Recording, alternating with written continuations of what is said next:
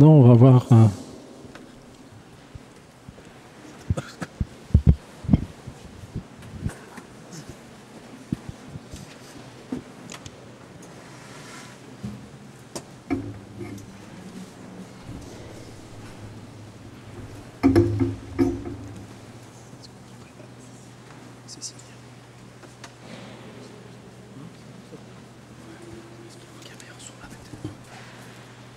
Voilà, alors Guillaume va nous enseigner ce soir sur, je dis le thème Viens et vois, accompagné de Cécilia. Donc je vous propose qu'on les confie à la Vierge Marie. Je vous salue Marie, pleine de grâce. Le Seigneur est avec vous. Tu es bénie entre toutes les femmes, et Jésus, le fruit de vos entrailles, est béni. Sainte Marie, Mère de Dieu, priez pour nous pauvres pécheurs, maintenant et à l'heure de notre mort.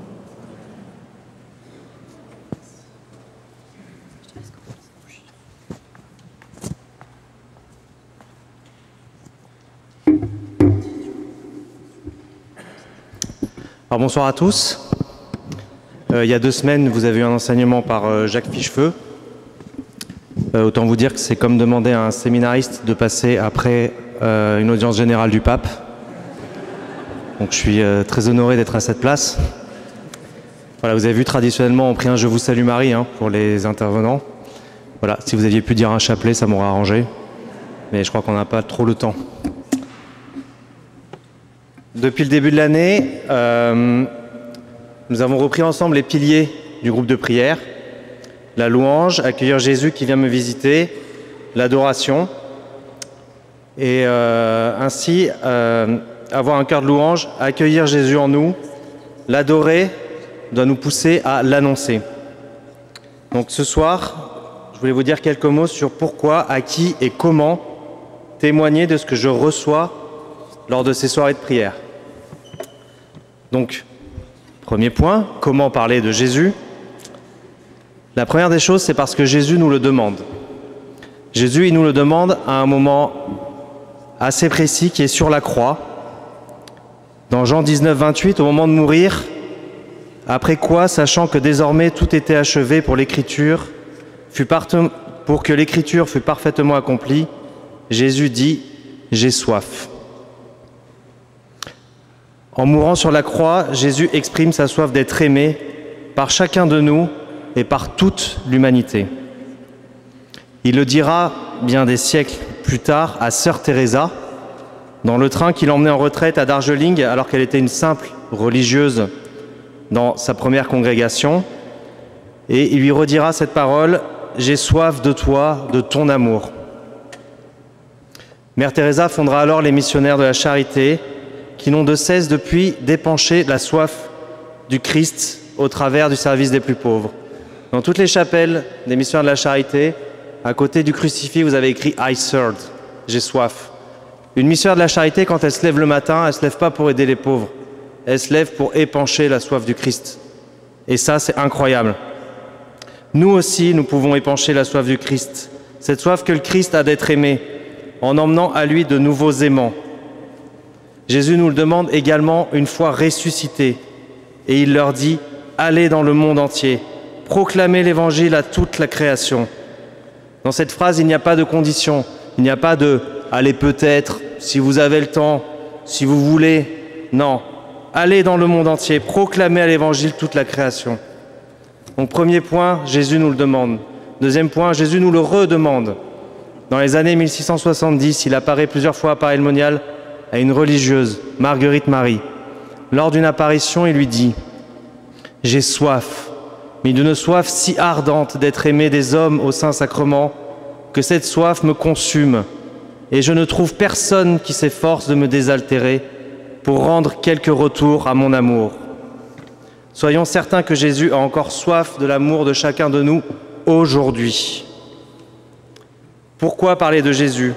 Pour devenir frère, sœur et mère de Jésus. Dans Saint Marc, Jésus nous dit « Celui qui fait la volonté de Dieu, celui-là est pour moi un frère, une sœur, une mère. » Devenir mère de Jésus, ça peut paraître un peu étrange. Je vous avoue que c'est difficile à concevoir. Mais ça veut dire quoi? Ça veut dire nous portons Jésus en nous. Et lorsqu'une femme est enceinte, elle va l'enfanter dans le monde. Si nous avons Jésus en nous, c'est pour un moment donné le donner et l'offrir au monde. Pourquoi parler de Jésus? Pour faire du chiffre. Eh bien oui, nous les chrétiens, on pense que nous semons et que les fruits ne nous appartiennent pas. Eh bien c'est faux. C'est faux, c'est une fausse idée. Dans l'évangile, au contact de Jésus, les foules, elles croissent, elles grandissent, jusqu'à arriver à la multiplication des pains, où il est écrit dans la Bible qu'ils sont 5000. C'est bien que quelqu'un a compté.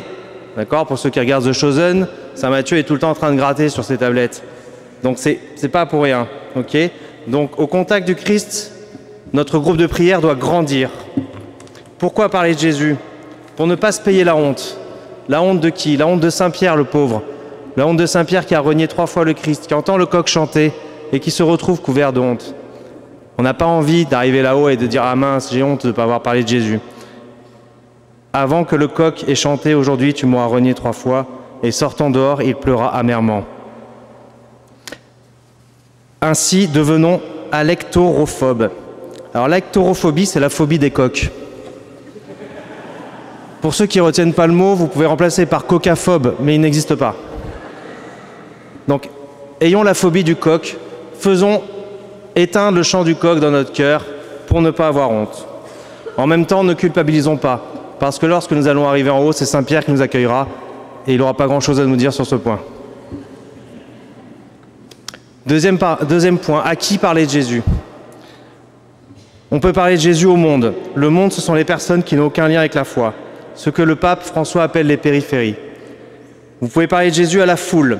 La foule, ce sont les personnes qui s'approchent de Jésus et qui ne sont pas attachées à lui, qui viennent lui demander un sacrement, qui viennent à la messe occasionnellement, à Noël, au rameau, les parents du caté, du patronage. À qui parler de Jésus? À la famille. La famille, ce sont les chrétiens qui viennent régulièrement à la messe, qui se sentent bien dans leur paroisse, mais qui ne fréquentent pas forcément le groupe de prière. Vous pouvez parler de Jésus et inviter les personnes au groupe de prière, aux personnes qu'on appelle les disciples. Ce sont les chrétiens qui ont franchi une étape supplémentaire, une conversion, impliquant un changement dans leur vie de foi et de prière. Vous pouvez parler de Jésus et inviter au groupe de prière les disciples serviteurs. Les disciples serviteurs sont les chrétiens qui s'engagent à servir leur famille spirituelle, qui déploient leur talent dans leur paroisse, ceux avec qui vous êtes peut-être en service, en préparation baptême, en préparation mariage ou dans tout autre service. Et tout cela, ça conduit à quoi? Ça conduit à devenir et à rentrer dans le dernier cercle, qui est celui des disciples missionnaires. En faisant cela, nous contribuons à devenir des disciples missionnaires, prenant des risques pour annoncer Jésus, sortant d'un certain confort, nous mettant dans la motion, sous la motion du Saint-Esprit. Pour illustrer tout cela, je vais vous laisser la parole à Cécilia, qui va nous donner un petit témoignage.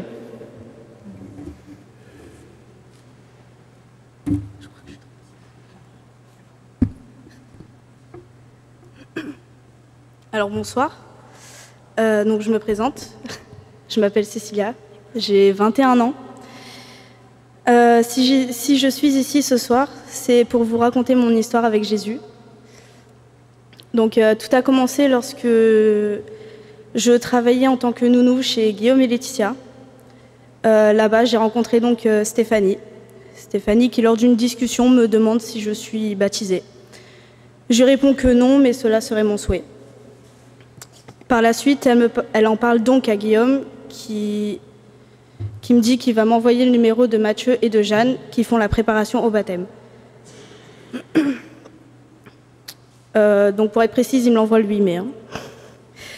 Un jour où je gardais leurs enfants, j'ai eu une très grande discussion avec Pauline. Je vous explique. Un jour, elle me montrait sa chambre, vraiment toute contente et tout. Enfin voilà. Elle a 7 ans. Et là, je vois son coin prière, donc elle appelle ça comme ça. Et je lui demande, c'est qui la personne sur la croix? Oui, je pose vraiment cette question. Donc elle m'explique que c'est Jésus qu'il est mort pour nos péchés.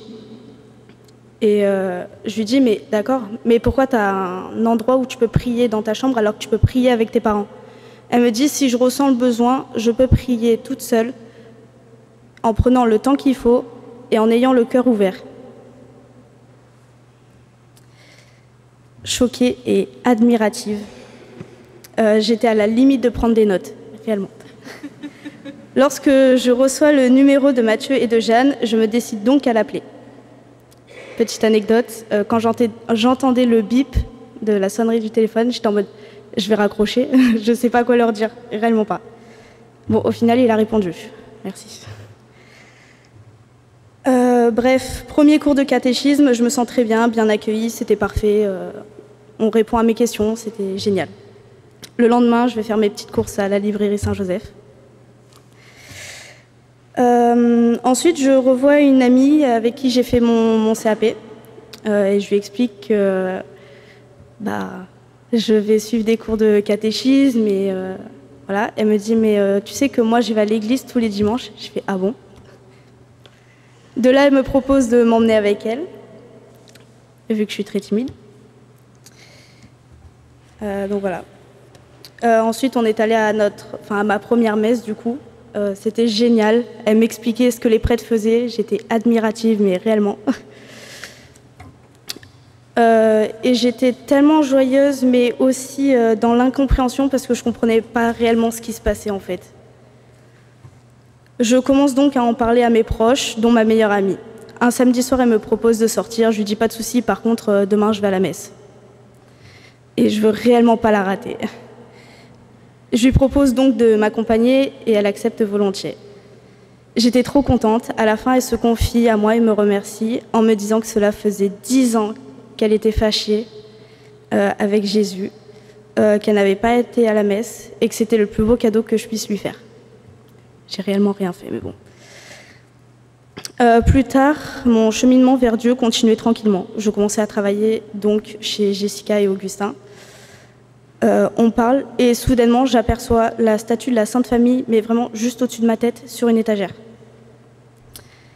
Nos discussions se sont donc orientées vers la foi et tout ce qui s'y attache. Elle et son mari m'expliquent qu'ils n'allaient plus à la messe pour des raisons personnelles depuis presque 2 ans. Au fil du temps et des discussions, Augustin prenait le temps de répondre à mes nombreuses questions sur la foi, la religion, la Bible, parce que j'en ai beaucoup. Mon chemin vers le baptême m'a amené à choisir un parrain et une marraine, la vie n'étant pas un long fleuve tranquille. Je me suis rendu compte que la personne à qui je voulais confier le rôle de parrain ne me faisait pas grandir dans la foi. Alors que j'ai soif d'apprendre et de grandir avec le Christ, j'ai commencé à réfléchir, à prier pour m'aider et me guider pour le choix si important de la personne qui deviendra mon parrain. Et un jour, j'ai demandé à Augustin s'il acceptait. Bien sûr, il a accepté. Dans la voiture avec ses enfants, Jessica m'a fait découvrir des chants de louanges et c'est devenu notre petit rituel à chaque trajet en voiture. J'ai même été surprise par une de leurs filles, Zélie, qui a 3 ans, qui chantait l'Ave Maria. Un jour, je lui propose de m'accompagner au repas de clôture du parcours Alpha et plus tard au groupe de prière. Je vais à la messe tous les dimanches, mais de plus en plus, je ressentais le besoin d'être accompagnée. Je demande donc à Augustin et sa famille de venir à la messe à Saint-Joseph. Ils ont accepté, bien sûr. Conclusion, avant de travailler chez Guillaume et Laetitia, je n'avais vraiment plus envie de rien. Je voulais arrêter mon CAP, arrêter de travailler, arrêter mon permis aussi. Enfin, j'étais désespérée. Lors de ma grande discussion avec Pauline sur Jésus, j'ai réalisé que je me noyais et que Jésus arrivait vers moi, me tendait la main pour me sortir de l'eau et me sauver. Plus j'ouvrais mon cœur à Jésus, plus je commençais à connaître le vrai bonheur. Avant, je ne me sentais pas vivante, j'étais invisible. Que je sois là ou pas, personne ne se rendait compte.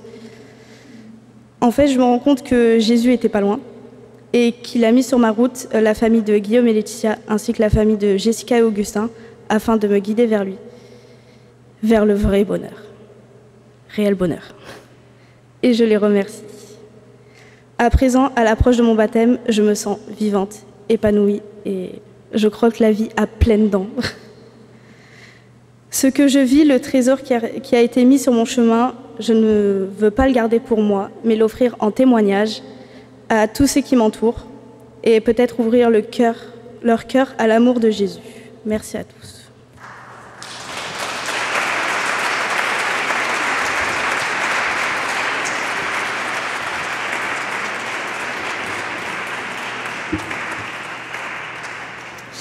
Merci Cécilia, qui est donc devenue ceinture noire d'évangélisation. En moins d'un an.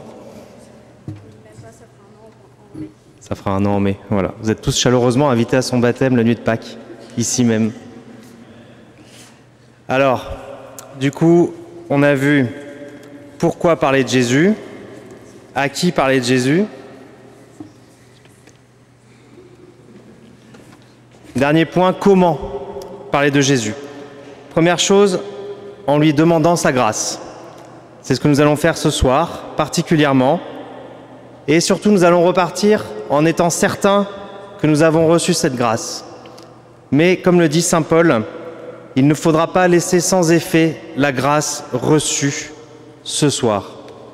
Ne laissons pas sans effet la grâce reçue. Comment parler de Jésus? En demandant sa grâce. Deuxième point, et ça a été clairement dit dans la louange, merci Alexandre, c'était pas truqué, en ayant des têtes d'ampoule. Ce soir, vous devez repartir avec des têtes d'ampoule. En ce temps-là, Jésus disait à la foule, « Est-ce que la lampe est apportée pour être mise sous le boisseau ou sous le lit? N'est-ce pas pour être mise sur le lampadaire? Vous êtes des lampadaires avec des têtes d'ampoule. » Une méditation de Don Chotard, que je ne connais pas, mais qui dit de très belles choses. Contempler la vérité, c'est bien. La communiquer aux autres, c'est mieux encore. Réfléchir la lumière est quelque chose de plus que de la recevoir. Éclairer vaut mieux que luire sous le boisseau. Par la contemplation, l'âme se nourrit. Par l'apostolat, elle se donne. Voilà, demandons au Seigneur ce soir d'être des lampadaires avec des têtes d'ampoule. Comment parler de Jésus? Eh bien, en changeant de prénom. Ce soir, nous vous invitons à devenir des Philippe. Ce soir, demandons au Seigneur d'être des Philippe. Dans l'Évangile, Jésus trouve Philippe et lui dit « Suis-moi ». Que fait Philippe? Eh bien, il ne le suit pas. Il va à la rencontre de Nathanaël. Philippe trouva Nathanaël et lui dit « Celui de qui Moïse a écrit dans la loi et que les prophètes ont annoncé, nous l'avons trouvé, c'est Jésus, le fils de Joseph de Nazareth. » Nathanaël lui dit « Peut-il venir quelque chose de bon de Nazareth ?» Philippe lui dit « Viens et vois, viens au groupe de prière et vois. » Ça, c'est de moi. Ce soir, dans l'adoration, méditons ce « Viens et vois ». Demandons la grâce et l'audace de prononcer ce même « Viens et vois » à une personne que nous souhaitons inviter au prochain groupe de prière qui aura pour thème la consolation. Portons dès à présent cette personne dans la prière en demandant au Seigneur d'avoir des têtes d'ampoule et de devenir alectorophobes, cocaphobes. Voilà, et surtout tendons l'oreille de notre cœur vers Jésus qui nous redit ce soir une fois de plus « J'ai soif ».